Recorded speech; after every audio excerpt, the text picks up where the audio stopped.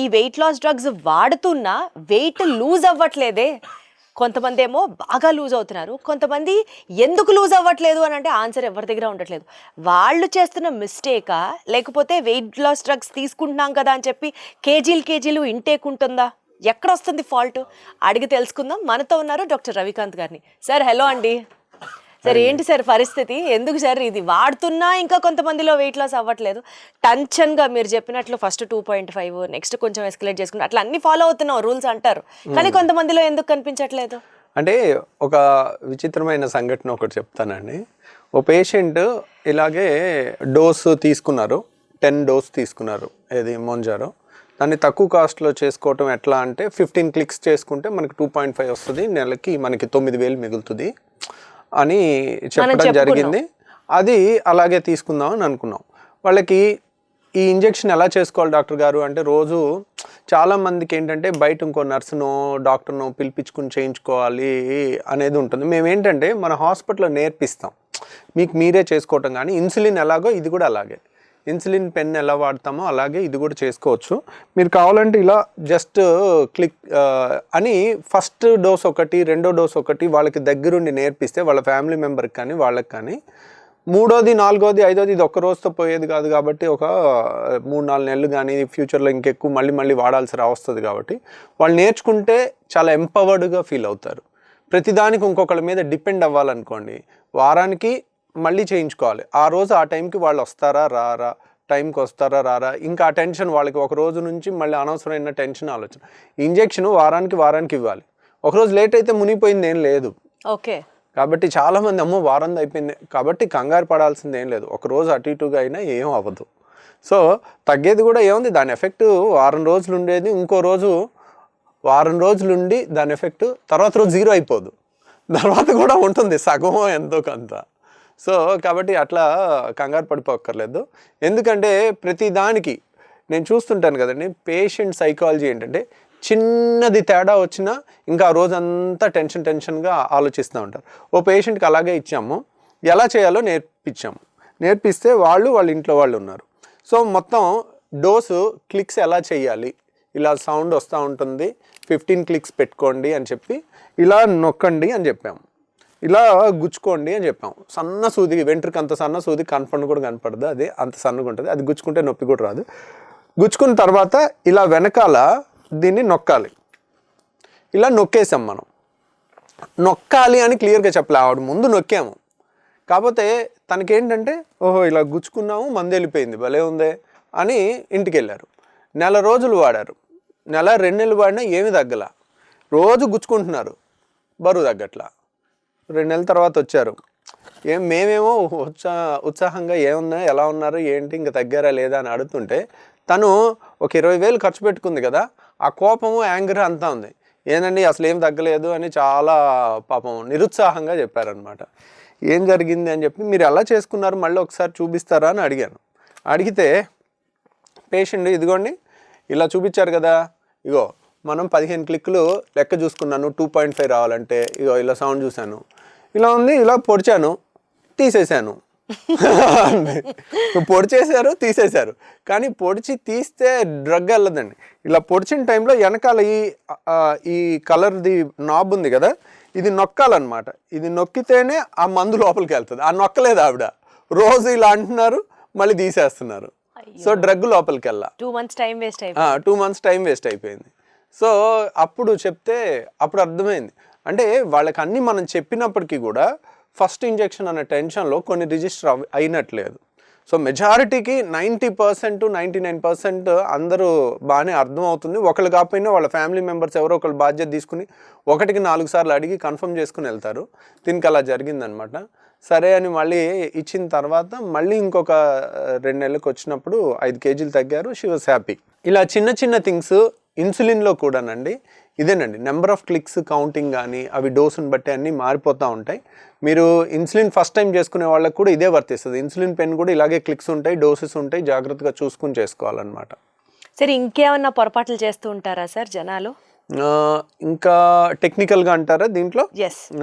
టెక్నికల్గా అయితే count number of counts ఉంటాయండి. ఇప్పుడు ఒక్కోసారి ఈ డ్రగ్స్ చాలా డిమాండ్ ఉండటం వల్ల దొరకట్లేదు. సడన్గా 10 దొరకలేదు అనుకోండి, 7.5 దొరికింది అనుకోండి, 7.5 తీసుకుంటారు. 7.5 అంటే 60 క్లిక్కులు తీసుకుంటే 7.5 వెళ్తుంది.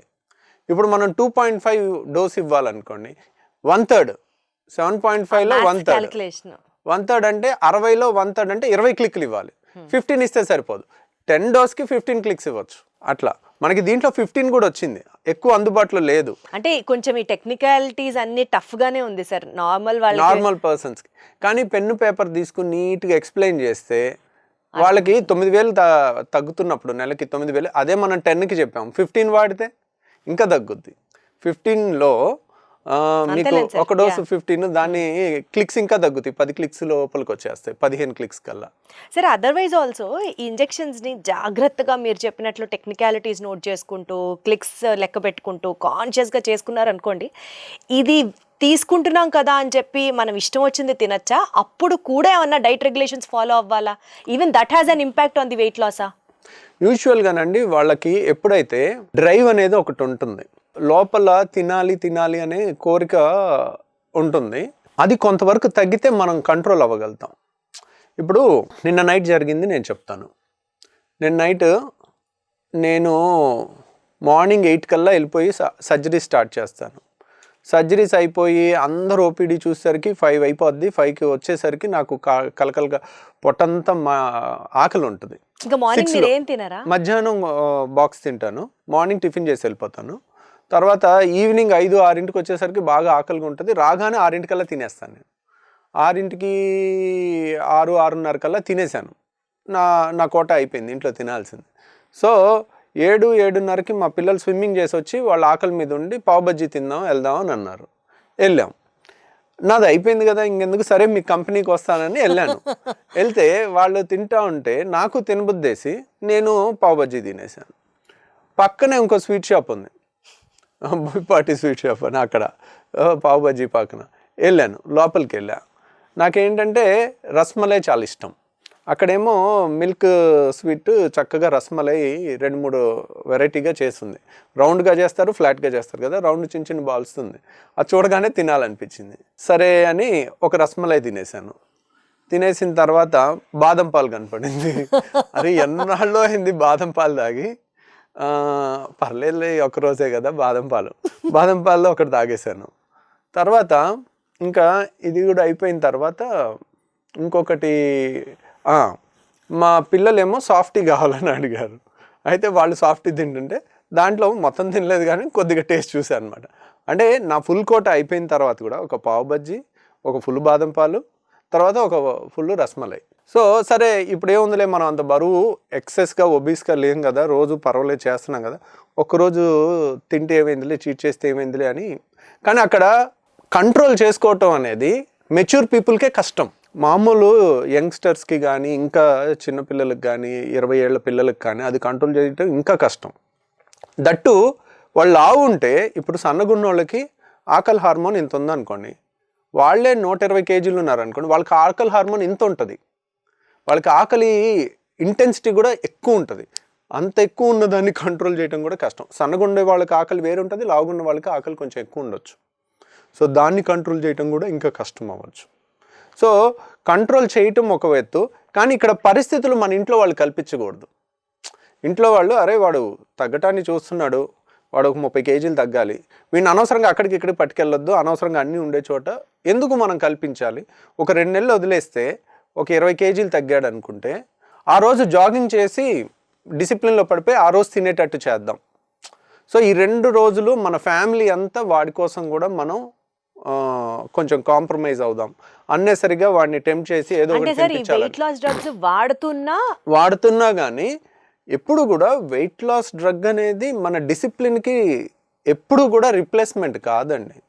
ఆల్వేస్ బెస్ట్ ఏంటి, ఇప్పుడు మిమ్మల్ని ఈరోజు 100 కేజీలు ఉన్నారు, వెళ్ళి జాగింగ్ చేయమంటే మోకాళ్ళు పాడైపోతాయి. మీరు ఒక 20 కేజీలు తగ్గి 80కి వచ్చారు, ఆ రోజు జాగింగ్ చేయండి. జాగింగ్ చేసి ఒక ముద్ద ఎక్కువ తినండి, దాన్ని కాపాడుకోండి. తగ్గే వరకు దీన్ని వాడుకోండి. ఇది లైఫ్ లాంగ్ వాడాలని పెట్టుకోకండి. చాలామంది ఆపితే పెరిగిపోతున్నారు. ఇప్పుడు పేషెంట్ ఉన్నారు, సార్ నేను 6 నెలలు వాడాను మీరు చెప్పారని, నాకు ఇన్ని 70,000 50,000 ఖర్చు అయింది, ఇప్పుడు నేను ఆపేసాను మళ్ళీ పెరిగిపోయాను. అది మీరు మొత్తం ఈ మందే నాకు బరువు తగ్గించాలనేది పెట్టుకోకూడదండి. ఎప్పుడు మనం ఎప్పుడూ కూడా నా కష్టం ఉండాలి. నువ్వు ఒక 20 కేజీలు తగ్గావు, కాపాడుకోవటం నా బాధ్యత, నా డైట్, నా ఎక్సర్సైజు, నా ప్రయారిటీ అనేది లేకపోతే లాంగ్ రన్లో అది ఉండదండి. ఎంత రిచ్ పేషెంట్స్ అయినా కానీ సంవత్సరానికి 2 లక్షల వరకు పెట్టలేరుగా. ఇది ఇప్పుడు మరి ఫస్ట్ నెల 2.5, సెకండ్ నెల 5, తర్వాత నుంచి 10-15 వెళ్తుంది. 15 ఇంజెక్షన్ 27,000, అంటే నెలకి 27,000, అంటే సంవత్సరానికి లెక్కేసుకుంటే 2.7 3 lakhs పైన అవుతుంది. అలా ఎన్నాళ్ళని వాడతారు, ఎంతమంది వాడతారు? Got it sir. అంటే నాకు ఒక సామెత గుర్తొస్తుందండి, there is no shortcut to success అంటారు కదా. సో ఏదో ఆ మందు తీసుకున్నాం కదా, ఇంకా దాని పాటికి అది తగ్గిపోతాంలే, మనం దాని పని అది చేసుకుంటూ వెళ్ళిపోతుంది అనుకుంటే మీరు పప్పులో కాలేసినట్టే. First one, you have to know how to use it, right usage విధానం ఏంటి. And second of all, despite of taking the drug మీరు కూడా నోరుని కట్టేసుకోవడం ఇస్ మ్యాండేటరీ. అంటే పాపం నోరు కట్టేసుకోవాల్సిన అవసరం లేదండి. అసలే ఏమి ఎక్సర్సైజ్ చేయని వాళ్ళు 1 గంట చేశారనుకోండి, సరే ఇంకో 2 ఎక్స్ట్రా తినొచ్చు కదా, ఏదో ఒకటి. అసలు ఏం చేయట్లేదు, స్టార్ట్ చేశారు, 1 గంట ఎక్సర్సైజ్ కని పెట్టుకున్నారు, బరువు తగ్గిపోయారు ఒక 15-20 కేజీలు. అరే why not I do 5 kilometers today, why not 10కి ఎందుకు వెళ్ళకూడదు? ఎర్న్ యువర్ ఫుడ్ లాగా. అట్లా. Right sir, thank you so much sir, క్లియర్గా. థ్యాంక్ యూ అండి, థ్యాంక్ యూ.